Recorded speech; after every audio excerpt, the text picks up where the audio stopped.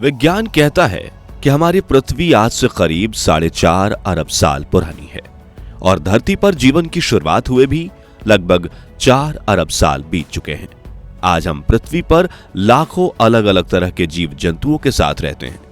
इनमें कुछ जीव हम इंसानों से काफी मेल खाते हैं, तो वहीं कुछ हमसे पूरी तरह अलग हैं। लेकिन अगर मैं आपसे कहूं कि धरती पर मौजूद सभी जीवों के पूर्वज एक ही थे, तो क्या आप यकीन कर पाएंगे?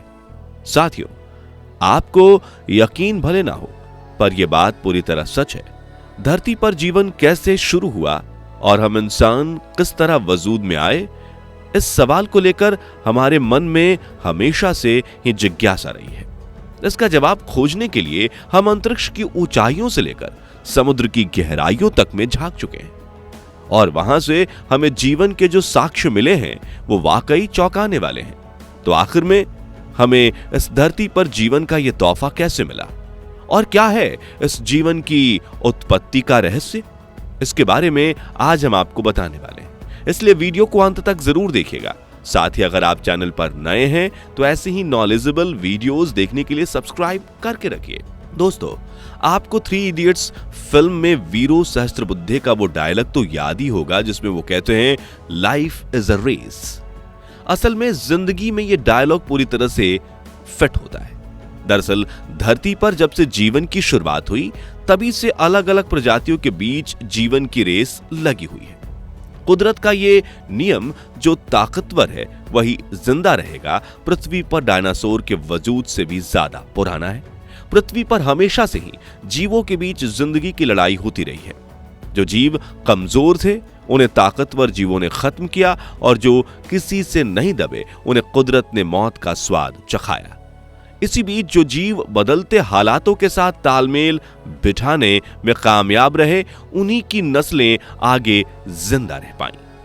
इस धरती पर सिर्फ वही जीव टिक पाए जिन्होंने ताकत नहीं बल्कि सरवाइव करने के लिए अपने दिमाग और सूझबूझ का उपयोग किया, और उन्हीं जीवों से निकलकर धरती को वो अनेक प्रकार के जीव मिले जिन्हें हम आज भी अपने आसपास देखते हैं। पर सवाल ये उठता है कि जीवन की शुरुआत कहां से हुई और कैसे हुई? क्योंकि देखिए, धरती पर हमेशा से जीवन नहीं था। ऐसे में कहीं ना कहीं किसी ना किसी पॉइंट पर तो जीवन की शुरुआत हुई ही होगी। वैज्ञानिकों ने जब इस सवाल का जवाब खोजने की कोशिश की तो पाया कि धरती को जीवन का तोहफा पानी के अंदर उस समय मिला जब अरबों साल पहले इस पानी के अंदर बहुत ही सूक्ष्म जीव का जन्म हुआ। समय के साथ कुदरत इन जीवों पर अलग अलग तरह के एक्सपेरिमेंट करती रही, जिससे कुछ ऐसे जीव पैदा हुए जिन्होंने समुद्र से निकलकर जीवन को धरती पर फैलाया। अब वैज्ञानिक ऐसा क्यों कहते हैं कि धरती पर जीवन पानी से ही आया था? चलिए इसके बारे में आपको बताते हैं।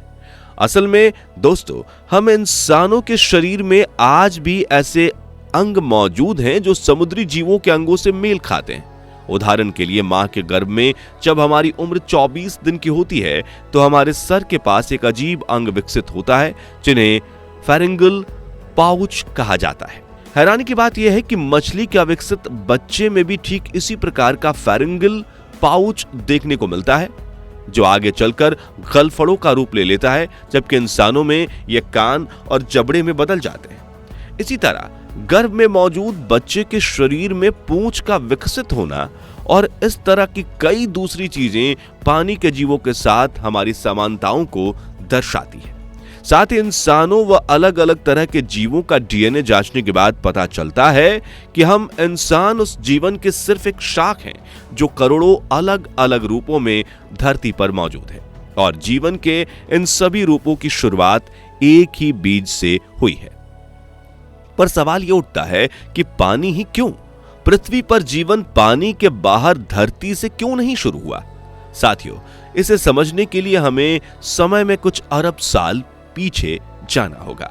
तो आज से करीब 3.8 अरब साल पहले हमारे पृथ्वी का माहौल बहुत ज्यादा खराब था। इतना ही वायुमंडल में ऑक्सीजन तक मौजूद नहीं था और ओजोन लेयर की गैर मौजूदगी में सूर्य की किरणें धरती पर अपना पूरा कहर बरसाती थी। इस माहौल में पानी के बाहर धरती पर जीवन का पनपना बिल्कुल नामुमकिन था। जबकि इसके तुलना में समुद्र की गहराइयों के अंदर का माहौल काफी बेहतर हो चुका था और इसी के चलते जीवन का पहला बीज पानी के अंदर फूटा। पर जीवन का यह सबसे पहला रूप वाकई में कैसा था, इस पर कुछ भी कह पाना पॉसिबल नहीं है। पर वैज्ञानिक ऐसा मानते हैं कि यह जीवन सिंगल सेल से बने किसी जीव से शुरू हुआ होगा। अब ये सेल क्या होते हैं, चलिए इसके बारे में आपको बताते हैं। क्या आपके मन में कभी यह सवाल उठा है कि आखिर जीवन है क्या? ऐसी क्या चीज है जो किसी जीव को जीवित बनाती है? और हमें कैसे पता चलता है कि झरने, नदियां और पहाड़ निर्जीव हैं और पेड़ पौधे व कीड़े मकोड़े जीवित? इसे समझने के लिए हमारे वैज्ञानिकों ने जीवन को दो भागों में बांटा है।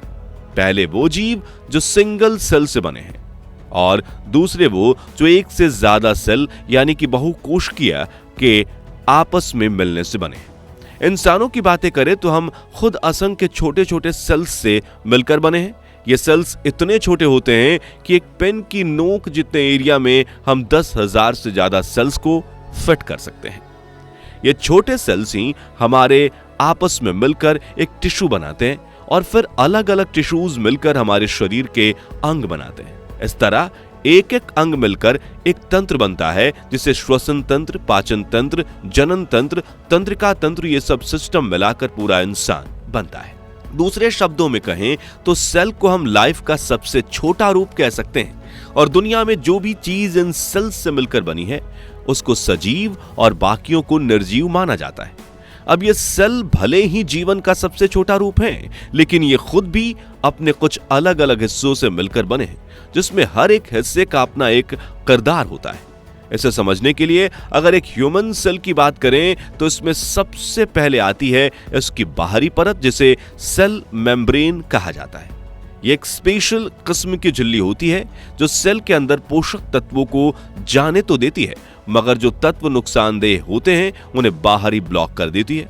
साथ ही ये सेल अंदर के वेस्ट को भी बाहर निकाल देती है। इसके बाद सेल के अंदर जो लिक्विड भरा होता है उसे साइटोप्लाज्म कहा जाता है।